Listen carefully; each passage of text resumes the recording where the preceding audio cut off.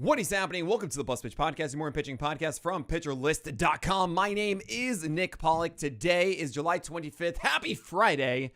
And yes, we are going to talk about baseball. Just want to let you guys know, if you're watching this right now live on YouTube, that is at youtube.com/pitcherlist, or actually on the Plus Pitch Podcast YouTube channel itself, you should be watching on playback. Why? Because at the end of this podcast, I'm giving away a free month of PL Plus Monthly to everyone in playback chat. And it's only going to happen until early afternoon today. So only for a couple hours will you have this moment that you can put in this promo code. I highly recommend, if you're watching right now, go to playback. This is what you're missing out. Playback.tv/pitcherlist. Doing things like this. I stream every single weekday morning, 10 a.m. to 12 p.m. Eastern time. But we got to talk about Yu Darvish. No, this is not good. I've been really high on Yu Darvish. Why? Because he's Yu Darvish, and he's done so well for all of his career. He's rarely had these bad seasons, and even last year before he went on the restricted list, or it really was just it was personal leave, really. He had some really bad things going on in his personal life that we felt terrible for. We didn't see him for a long time. And then he was rehabbing for a bit, and it has not been good since he's returned. It really came to a T yesterday against the Cardinals in St. Louis, which generally is a very good matchup, but it was 3.1 innings of 8 earned runs. Oh my gosh, 3 hits, 2 walks, 3 strikeouts, 7 whiffs, 29% CSW, just under 70 pitches. Of course, he got the loss. And this is twofold. One, sure, there are 2 really bad sweepers that he threw. One was a horrible meatball to a lefty, and one wasn't so bad, but it was away to righty. And both of those came up to be 3-run homers. So there's all 6 runs in 2 pitches.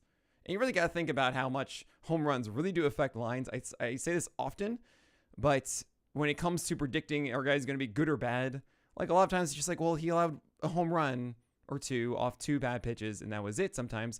But that wasn't it totally with Darvish here, right? How do you get in those situations to have those 2 runners on each time? He also allowed 2 other runs.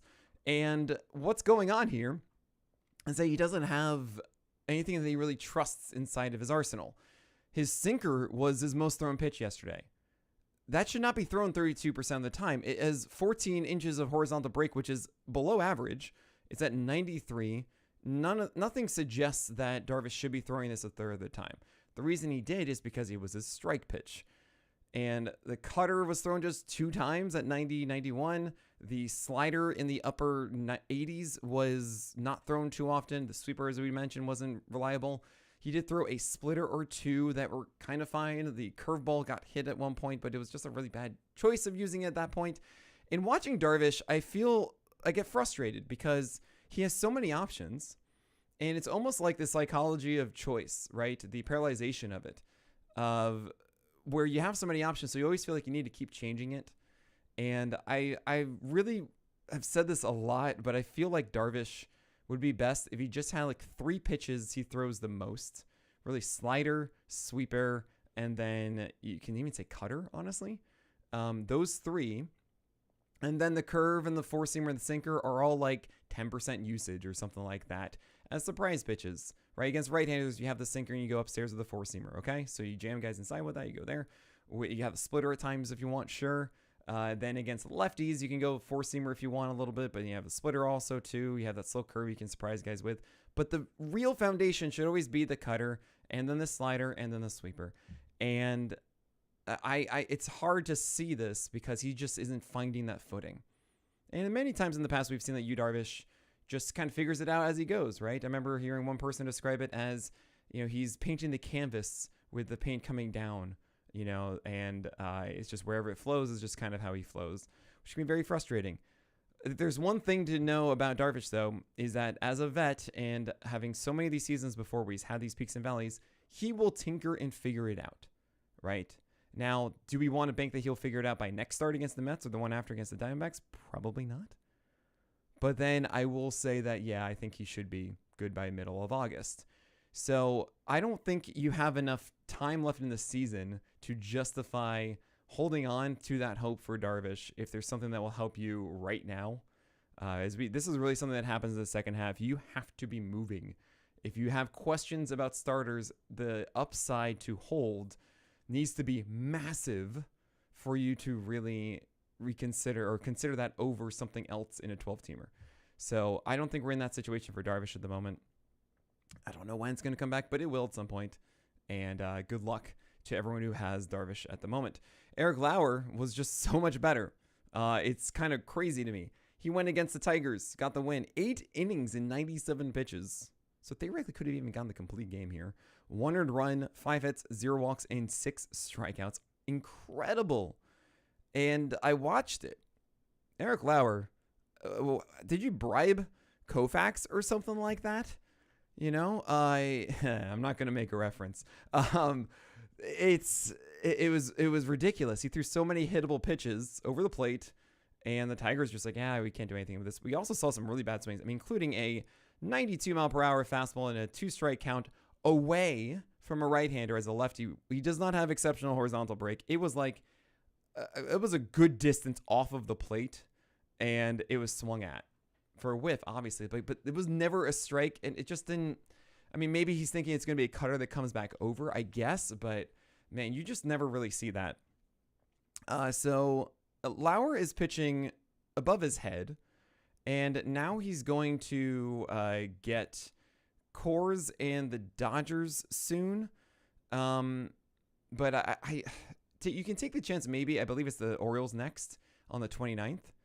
But it would be Coors and the Dodgers after that. So, like, if you want to go for the next one, fine. But really, he might not even be in the rotation. The Jays get 1 or 2 guys. And also, it's 2 bad matchups after. And, like, it's just not that real. The Mariners, by the way, have Logan Evans as their SP5. And I got to say, I talked about it with Eno Saris on the Craft yesterday, that we went over all of the starting pitchers that intrigue us for the trade deadline, just kind of talking about what impacts that have on players and dark horse trades and everything to watch out for and all of that. And we realized that there's a massive number of kind of SP 4s and 5s who are there to help teams get to the finish line and stabilize when they have a strong 1-2 punch, essentially, right? So think of like the Phillies, for example. If they have Taijuan Walker, do they want someone to replace it just to help out in the meantime? Or maybe the Mariners, because Logan Evans is their SP5, but they have Logan Gilbert, they have George Kirby, they have Brian Wu, they have Luis Castillo, right? And what is the situation with Bryce Miller? And maybe another injury happens. You don't have more depth. So they are the perfect team to go and get someone, which means that Logan Evans, I wouldn't be surprised if this is his last outing, but he did well against the Angels. Props to him. 5 innings, 1 earned run, 3 hits, 3 walks, and 3 Ks. And you get a gold star, even though it's just 3 strikeouts and a 1.2 whip.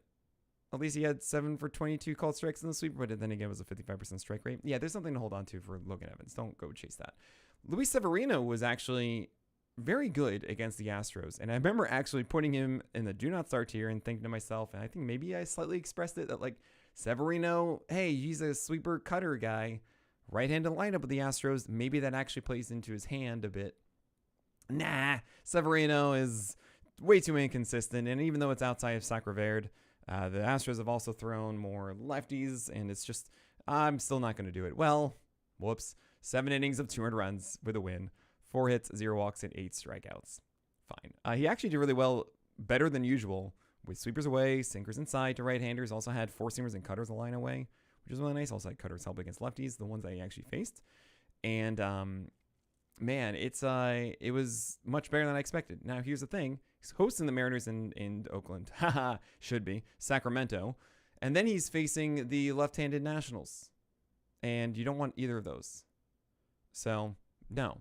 But just keep this in mind. Maybe like another right-handed heavy team. Maybe he can do well when it's not in Sacramento. We have other guys to talk about. Not very massive grouping of guys, but Sonny Gray and Reese Olsson and Yusei Kikuchi. And what are we doing with Charlie Morton? We're going to talk about all of that after this break. Charlie Morton against the Guardians. All lefties. Kind of, actually, they did throw, I think, 1 or 2 righties at him. Got the win. 6.2 innings, 3 runs, 5 hits, 4 walks, 7 Ks, 16 whiffs for a gallows pull. Congrats, Charlie Morton. And here's the thing. With Charlie Morton, there are 2 things you should be looking at. Is his curveball dope? Yes, it was. 75% strikes and 7 over 36 whiffs in that curveball. Beautiful. Well, what about the fastball? Is it at 95 or is that like 93 and change? 95.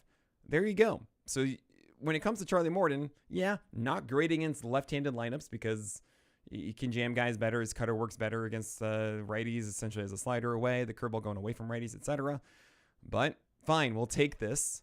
Now, what's next? Oh, it's the Jays and then the Phillies. You don't really want that. However, either A, he's still an Oriole at the trade deadline, which means that after that, it'll be versus the Athletics in Camden and then the Astros, who are right-handed. So I think I'd be down for those two. So that would be, you don't go after Morton now. Wait on the waiver wire. Probably guys aren't picking him up. If he doesn't do well, he gets dropped, etc. And then you come back for those two. Or he does get traded. And it won't be the Jays and the Phils next. So if you want to wait like a day or two, if you have Charlie Morton to make that decision, totally understand. But otherwise, if you have something this weekend, like don't feel like you have to hold on to Charlie Morton, because then if he gets dealt, and it's not necessarily a guarantee that Charlie Morton's going to be good. Yusei Kikuchi against the Mariners, 4.2 innings of 300 runs, 7 hits, 2 walks, and 4 Ks. Womp womp. This was the first game I think I've ever seen from Kikuchi where he went 0 for 30 whiffs on his slider. And that reminds me of Kobe Bryant talking about Deron Williams, which I know, basketball, oh my gosh, cross sport. But this is such a famous quote, and I love it. I tell actually the kids I coach the same thing for the kids I need to score. The quote goes like this. Kobe Bryant is being told about Deron Williams, who went 0 for 9 in a game and then decided because he wasn't making any shots, he became a passer and assist and tried to work in his teammates. And Kobe heard that and he goes, I'll go 0 for 30 before I go 0 for 9.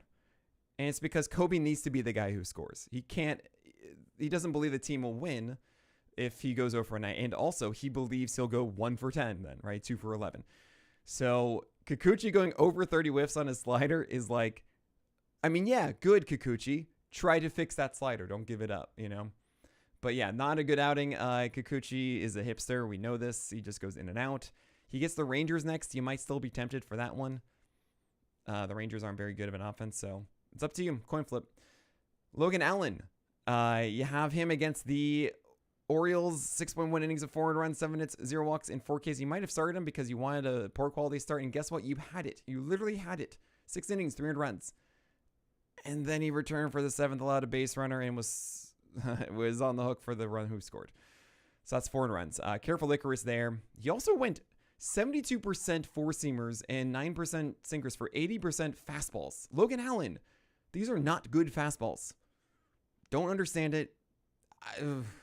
I don't really want to go for Logan Allen. I think it's very mediocre. Yes, he has an opportunity for a quality start because Tito will definitely ride guys for 6 innings, how often they can for starters, but still, it's just, no, I don't want to do it. Jason Alexander against the Athletics. I think he's actually kind of interesting. No, I'm not going to make any obvious jokes, but this was 6 innings, 500 runs, 11 hits, 2 walks, and 3 Ks. Why is he interesting?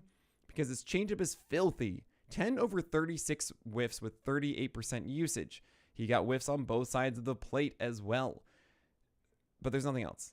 The sinker is supposed to be that foundation for him, and it was 90 miles per hour. It does not have good movement. It is not pristinely located. It is a terrible foundation for him, and no. You need to throw like 60%, 70% changeups or something like that. I don't know. He's from the right side, too. It's just not what you want, Jason Alexander. I'm so sorry. You can also see the Astros, by the way, getting someone like Merrill Kelly, or maybe even Charlie Morton returning back to Houston. I would not be shocked if a deal like that happened. You have Reese Olsson against the Jays. The Jays are a really good offense, guys. 5.2 innings of 500 runs, 6 hits, 2 walks, and 4 Ks. And thing is, he almost had it. 5 shutout frames. Then the 6th happens, and he allows the first run on a changeup that is down and out of the zone to Vlad Guerrero, who just kind of drops the bat. And it wasn't inside his middle, but like, that's a really good changeup that normally beats guys. But Vladdy just hit it for a double, so there's 1 run scored.